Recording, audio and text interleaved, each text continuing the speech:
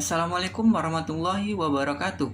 Saya Hasan Fauzi, peserta Latsar CPNS tahun 2021 PPSDM Regional Bandung, instansi Kabupaten Indragiri Hilir Dinas Pendidikan. Nah, di sini saya akan menjelaskan tentang tugas yang kedua, yaitu analisis isu berdasarkan kinerja sesuai tupoksi saya sebagai seorang guru. Nah, yang pertama, hal yang harus dilakukan adalah mengidentifikasi masalah-masalah yang ada. Yang pertama, masalah yang ada yaitu kurang disiplin peserta didik dalam mengikuti proses pembelajaran. Kemudian, kurangnya media pembelajaran sehingga proses pembelajaran yang dilakukan guru itu cenderung monoton. Selanjutnya, isu yang ketiga adalah kurangnya minat belajar siswa ketika melakukan pembelajaran jarak jauh atau pembelajaran online. Nah, kemudian saya menggunakan metode USG untuk menepis isu tersebut. Untuk yang isu pertama, kurangnya disiplin peserta didik dalam mengikuti proses pembelajaran. Nah, urgensinya saya beri nilai 4, kemudian seriousness 4, dan growth 3. Jadi total nilainya adalah 11. Kemudian yang selanjutnya, kurangnya media pembelajaran yang digunakan oleh guru sehingga pembelajaran itu cenderung monoton. Nah, urgensinya 4, seriousness-nya 4, dan growth-nya 4. Jadi total nilai adalah 12.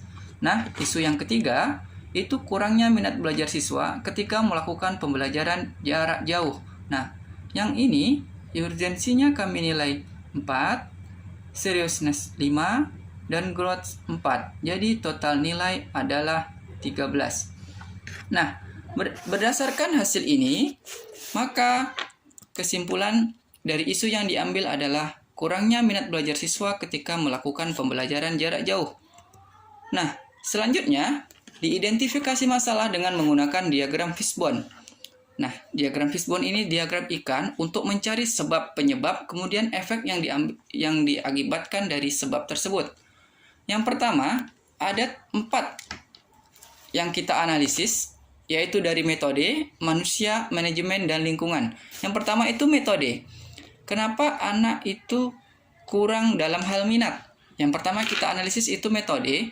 Jadi, metode pembelajaran yang digunakan atau yang dipakai oleh guru itu kurang menarik ketika melakukan pembelajaran online, seperti hanya menggunakan satu aplikasi WhatsApp, kirim tugas, tugas dikumpul, dan selesai. Sehingga terkadang siswa cenderung tidak mempunyai minat untuk melakukan proses pembelajaran.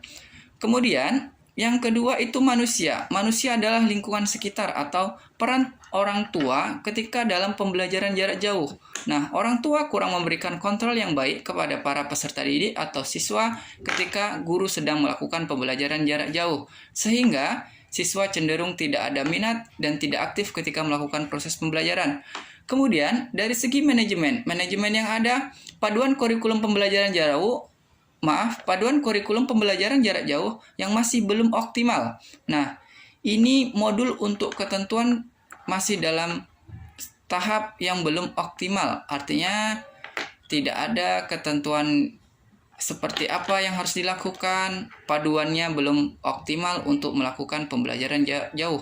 Nah, hal yang paling mendasar lagi, kenapa pembelajaran jarak jauh sangat susah dilakukan ketika di tempat kerja saya, yaitu kondisi jaringan lingkungan yang belum mendukung. Nah, ini salah satu menjadi PR sehingga pembelajaran jarak jauh itu kurang dapat dilakukan dengan maksimal. Nah, akibatnya karena jaringannya kurang baik, orang tuanya tidak memberikan pengawasan, metode yang digunakan guru itu kurang maksimal, maka menghasilkan minat siswa yang rendah. Nah, dampak yang ditimbulkan apa jika hal-hal ini terus dilakukan? Yang pertama, siswa itu kurang semangat mengikuti proses pembelajaran. Kemudian, siswa sering telat dan kurang disiplin ketika mengantar tugas pembelajaran yang diberikan oleh guru. Nah, selanjutnya, karena tidak ada semangat, tidak ada minat, siswa sering telat mengumpul tugas, tentu hasil belajarnya menjadi kurang maksimal. Nah, alternatif pemecahan masalah dengan menggunakan metode SWOT. Nah, yang pertama itu kekuatannya dan kelemahan. Dari opportunity atau peluang, pembelajaran jarak jauh menjadi solusi yang tepat ketika masalah pandemi COVID. Nah, namun kelemahannya kurangnya keaktifan peserta didik dalam proses pembelajaran jarak jauh itu menjadikan hasil belajar siswa kurang maksimal. Dan juga jaringan yang ada di lingkungan sekitar belum mendukung sepenuhnya. Itu salah satu kelemahannya. Kemudian yang kedua, dari segi threat atau ancaman, memiliki kekuatan adalah perlu inovasi yang baik dalam penerapan pembelajaran jarak jauh atau perlu perbaikan sarana dan prasarana yang ada di lingkungan agar menunjang pembelajaran jarak jauh. Nah, kemudian kelemahannya, guru harus melakukan pembelajaran yang menarik mungkin sehingga siswa dapat memiliki minat yang baik ketika melakukan proses pembelajaran. Nah, di sini adalah rekomendasi pengendalian pemecahan masalah. Yang pertama, itu alternatif penyelesaian.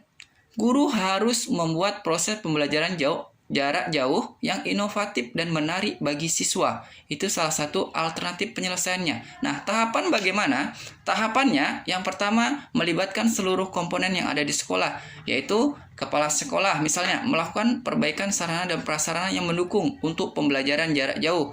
Nah, selanjutnya guru beserta rekan sejawat melakukan pelatihan yang disediakan oleh Korwil dan kepala sekolah setempat dalam hal pembelajaran jarak jauh yang lebih inovatif.